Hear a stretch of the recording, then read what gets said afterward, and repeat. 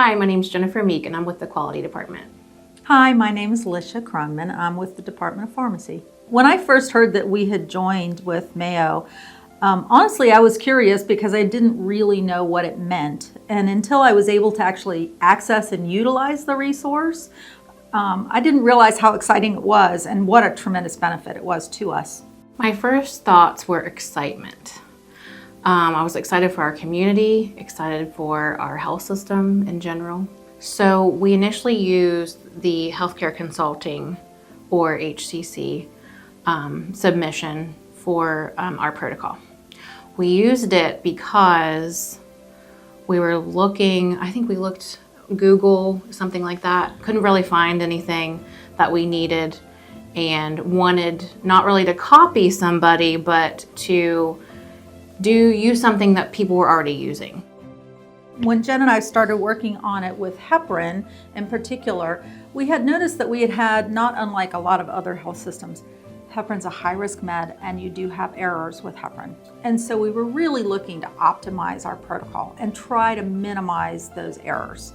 And so after we joined, one thing that was really nice is we have now the best practices that Mayo has. I think if you're going to benchmark, you really want to do it off the best people, and that's what we have access to with Mayo.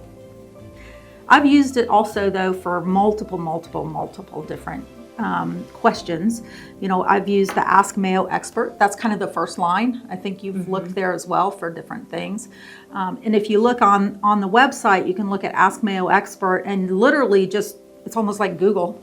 It's like Googling Mayo stuff. And if they have it available for you, it'll just pop right up. Being an independent hospital has a lot of benefits, but one of the things that you don't have in that kind of scenario is access to lots and lots of resources, and not necessarily the top of the line people in every single field, you know? But being able to access that kind of thing through Mayo really helps us to bring some of those practices home and, you know, help benefit our patients locally. So it gives us the benefits of remaining independent, but then having access like you would in a great big huge healthcare system to some of those big names and big research, and, you know. The new protocol gives us a chance to decrease the number of medication errors we're seeing. Our current protocol requires a lot of math, basically, and the new one takes all of the math out of the equation.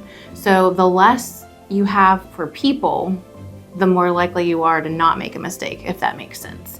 So I envision our medication errors going down with this new protocol.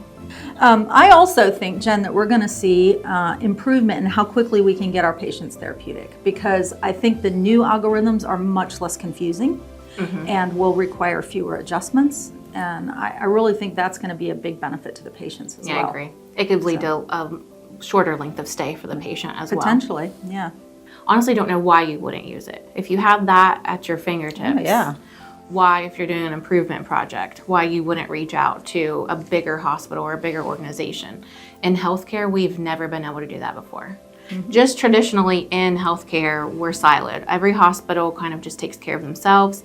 And if you improve something or you improve somebody's care, you don't usually share it. And with Mayo, they're sharing everything with us. So that's a huge opportunity for our patients and our caregivers, the nurses, our doctors, just about everybody, honestly.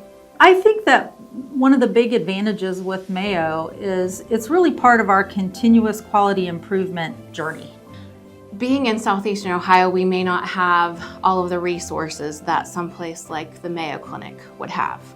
Now, with them being a part of the Mayo Clinic Care Network, we have all of their resources. So if you have it available, why wouldn't you use it?